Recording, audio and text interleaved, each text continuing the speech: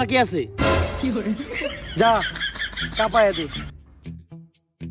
কিন্তু ও তো বুঝতেছে না, ওর আগের থেকে এখন বেশি ভয়ঙ্কর দেখা যাইতেছে। রাসেল! আরে দিকে আইপিএল এর ইতিহাসে প্রথমবার ব্যাটিং এ নামতেছে জনি সিন। লজ্জায় কিন্তু বলতে পারতেছি না, আমিও জনি ভাইয়ের বিগ ফ্যান, ছোটবেলা থেকে এক ভিডিও মিস হয় নাই। বিগ ফ্যান জনি ভাই, বিগ ফ্যান। বিগ ফ্যান মানে কে এটা? চিনলাম না তো। তুই জনি বাইরে চিনস না? তুই তো এখনো নিষ্পাপ।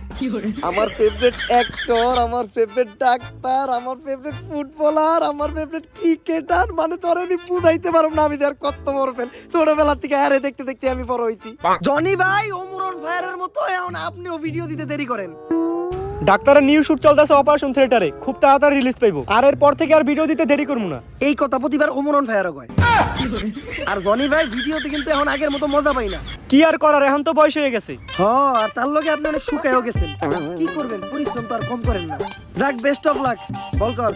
বোলিং এ কলকাতার বলারের নাম জানি না, কিন্তু ব্যাটিং আমাদের সবার ফেভারিট জনি ভাই। ও খাটের প্লেয়ার, মাঠেও তো ভালো খেলে। 6-4 জনি ভাই কিছুই মারতেছে না, কিন্তু কইতে কইতে একটা চাইন মেরে দিল। আচ্ছা যাক, ওভার। এতদিন জনি ভাই আমার ফেভারিট একটা অভিনেতা ছিল, এখন একটা ক্রিকেটার হয়ে গেছে। আর এদিকে কাইল্ডা রাসেল, সরি এখন আর রাসেল কাইল্লা খাওয়া যাবে না, কারণ রাসেল ফেরান লাগলে মাহার পরে হয়ে গেছে থপদা ক্লিয়ার। আর এদিকে রাসেল আর জনি ভাই মিলা ওভারের পর ওভার খেলতেছে, 6-এর পর 6 মারতেছে, আবার ওভার। আর আমি কইতাছি আপনারা লেগে রাখেন, আজকে জনি ভাই 20 ওভার না খেলে মাঠ থেকে উঠবো না।